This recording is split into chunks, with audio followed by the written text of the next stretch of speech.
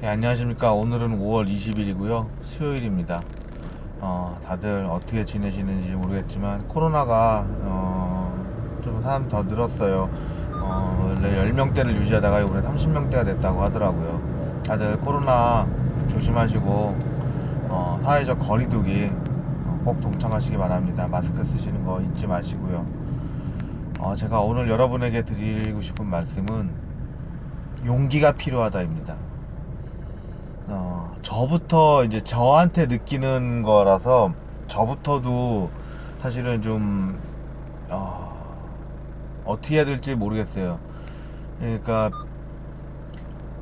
여러분한테 그런 말씀을 드리고 싶어요.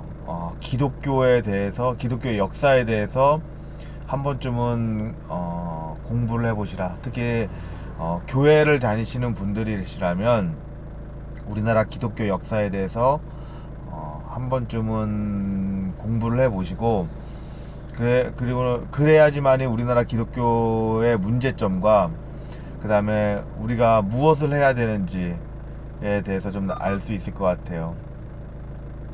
저는 사실은 제가 뭐 누가 저한테 그러더라고요. 너는 교회를 안 믿냐고. 저는 교회를 안 믿어요. 저는 하나님을 믿는 거죠. 저는 제가 이제 뭐 목사님을 비판하는 영상을 갖다가 가끔 올리는 이유 중에 하나도 저는 목사님을 안 믿어요. 그냥 그들도 사람일 뿐이라고 생각하고 있는 것 뿐이에요. 저는 하나님의 말씀을 믿는 거지 목사님의 말씀을 믿진 않아요. 그래서 목사님이 어떤 말씀을 하시면 그 말씀이 맞는지 틀리는지 찾아보고 그 다음에 내가 받아들일 것만 받아들이고 이게 옳지 않다라고 생각하는 거는 옳지 않다라고 얘기를 하고 있어요. 하고 있다고 생각을 해요. 우선 제가 이제 용기를 가져야 된다고 말씀드리는 이유 중에 하나는 현재 우리나라 기독교가 그렇게 건전하지 않아요. 그리고 또 기독교라는 게 역사적으로 또 어쩔 수 없이 그들이 갖고 있는 태생적 한계가 있어요. 정치적 목적으로 탄생한 것도 있고 또 실제로 나라의 위기 때 나라를 갖다가 외면했던 경우도 있었고요. 하나님께서 절대 하지 말라고 하셨던 10계명 중 첫 번째 천황을 모셨던 일도 있었어요. 이런 것들을 비춰보면은 우리나라 기독교가 옳다라고는 저는 말을 못하겠어요. 저는 아까도 말씀드렸다시피 성경의 말씀이 옳은 거지 뭐 기독교가 옳다 이런 생각은 추워도 하질 않아요. 제가 그 용기를 내야 된다라고 말씀드리는 게 뭐냐면은 우리가 갖고 있는 이 잘못된 것들 이것들을 바로잡을 수 있는 용기가 필요해요. 저도 마찬가지고요. 제가 뭐 저는 얼굴을 내밀고 말을 하고 있기 때문에 제가 분명히 말씀드리면은 저의 이름도 알고 있고 뭐 알고 있는 사람이 있을 것이고 또 제가 뭐 누군지 알고 있는 사람도 분명히 있을 거예요. 알게 될 사람도 있을 거고요. 저희 집안에 실제로 친일파들도 있었어요.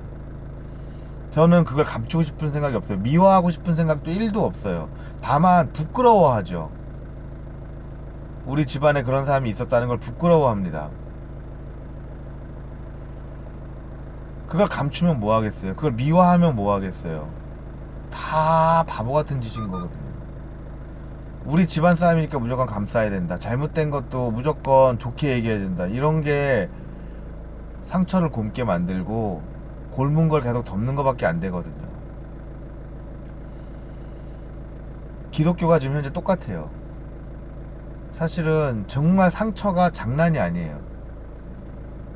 매일처럼 터져나오는 비리는 또 그들의 문제점, 탐욕, 욕심, 물욕, 성욕 전부 다 목사라고 하는 게 직업이 돼버린 거거든요. 뭐 저희 어머님도 그걸 갖다 사실 인정하지 않으세요. 목사는 직업이 아니다라고 말씀하시지만 아니요, 저는 일반인들 시선에서 보면은 목사라고 하는 거는 그냥 단지 직업이에요.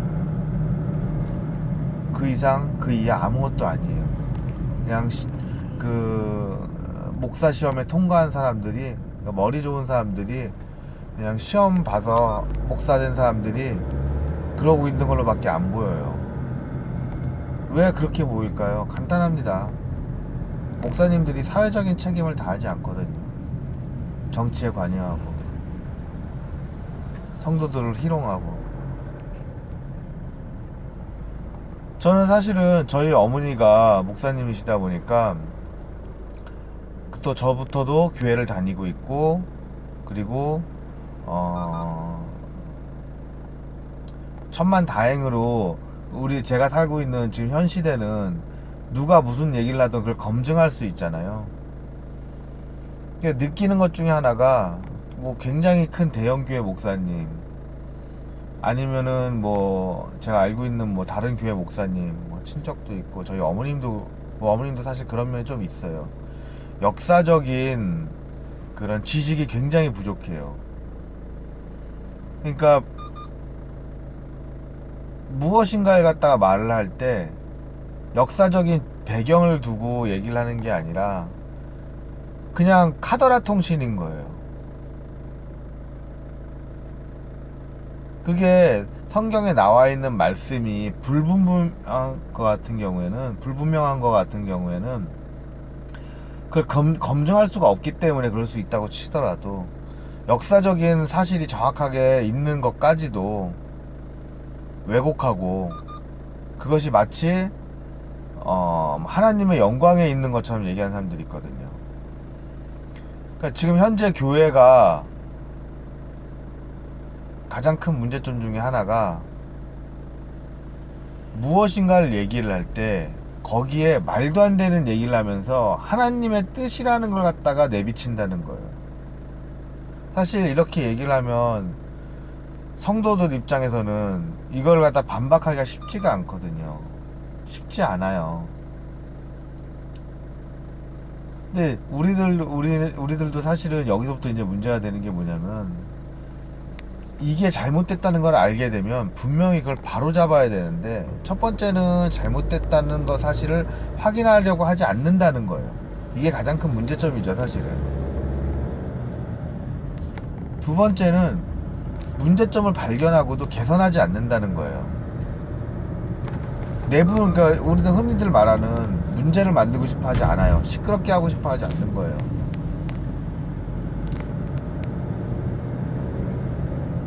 외국의 한 목사님께서 연설하셨던 내용 중에, 분쟁을 보고 참기보다는 분쟁 안으로 뛰어들어서 그것을 더 이상 이제 상처로 남지 않게 해야 된다는 얘기를 들은 적이 있어요.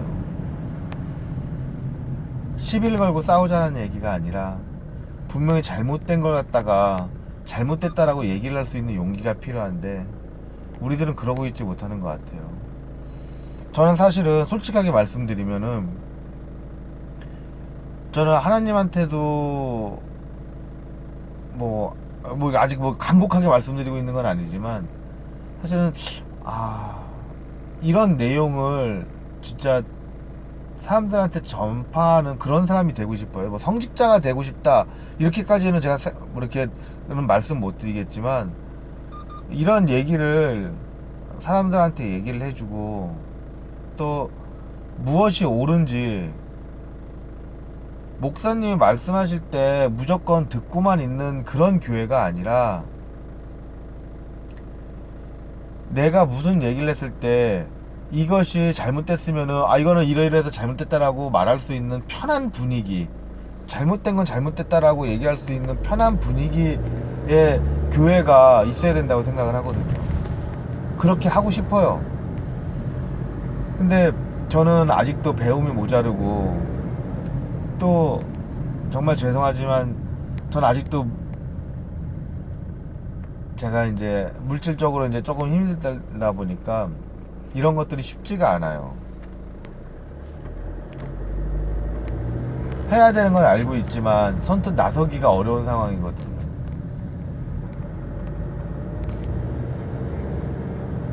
저는 용기가 필요합니다. 용기가 있어야 돼요. 근데 이 용기가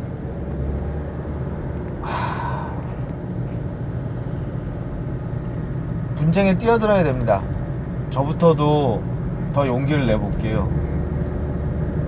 가족이라는 이름으로, 또 친척이라는 이름으로 잘못된 얘기를 들었는데도 그냥 묵인하고 넘어가는 것들이 저도 있어요.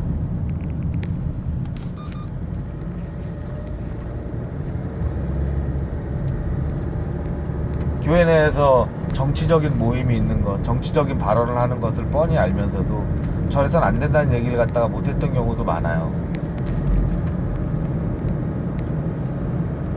하나님의 성전은 가난한 자의 것인데, 가난이라고 하는 게 꼭 물질적인 가난이 아니라 정신적인 가난도 물론 포함이 되죠.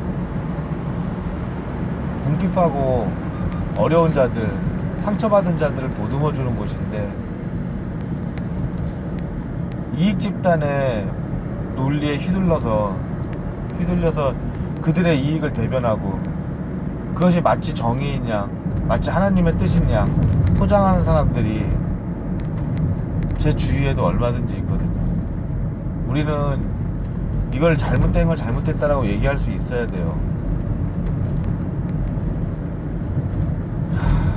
어려운 문제입니다. 사실 어려운 생각이에요. 만약에 그렇게 된다고 했을 때 저희들은 많은 생각을 해야 되죠.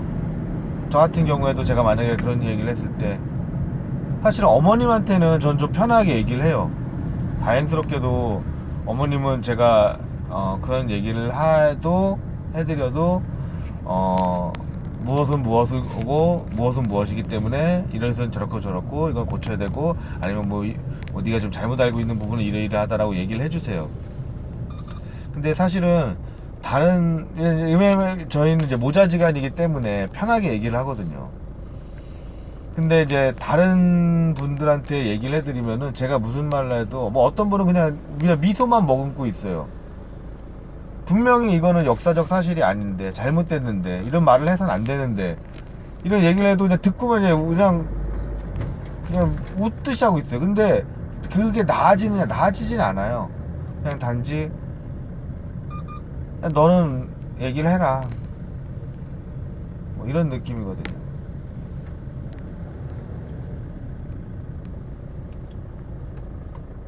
한 번은 제가 이제 얘기를 했을 때 만약에 교회에서 그런 것들을 공론화하면, 저는 사실은 교회에서 그걸 딱 선언을 하고 싶었어요. 정치적 발언을 하지 마시라. 이 얘기를 좀 상담을 드린 적이 있었는데, 이제 신도들이 뭐 기도를 드릴 때 하던 얘기든, 아니면은 예배 인도를 하는 순간에 나왔던 얘기든, 이런 걸 하는 사람이 뻔히 있는 걸 알기 때문에 이런 걸 하지 말라고 하면 그들과 트러블이 있을 수 있다 이거예요. 상처가 있는 건 알고 있지만 치료한다기보다는 상처를 만지면 아프니까 덮어두자는 얘기인 거죠.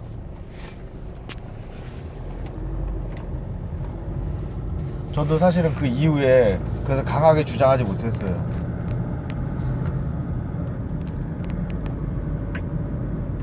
어떻게 해야 될지 모르겠습니다. 용기를 더 내야 되는데, 제가 그 교회에서 그런 얘기를 한다는 것 자체가 저희 와이프랑의 관계, 저희 처갓집하고의 관계,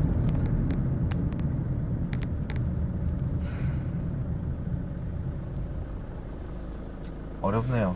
용기를 어떻게 내야 되는지. 저는 무능한 사람입니다. 저는 무식한 사람이고, 전 낮은 사람이에요. 그러니까 하나님께서 저한테 직접 임하시진 않으실 겁니다. 저는 그런 영광을 받을 만한 그런 인물이 아니니까요. 그냥 누군가가 정말 하나님의 말씀을 들으실 수 있는 분이든, 하나님의 뜻이 임하여 그 뜻을 표면적으로라도 전파할 수 있는 사람이 있다면은 진짜 그 사람의 얘기를 듣고 그것의 해답을 찾고 싶습니다. 여러분과 여러분 자신과 또 여러분이 알고 있는 모든 사람들에게 객관적이며 또 뚜렷한 주관을 갖고 있고, 그것을 잘못된 걸 잘못됐다라고 말할 수 있는 용기를 가질 수 있는 사람이 되길 바랄게요. 저도 더 용기를 내보겠습니다. 저부터도 한번 얘기를 한번 더 해보도록 하겠습니다. 그것이 교회를 더 건강하게 만들 수 있는 길이라고 저는 믿고 있습니다.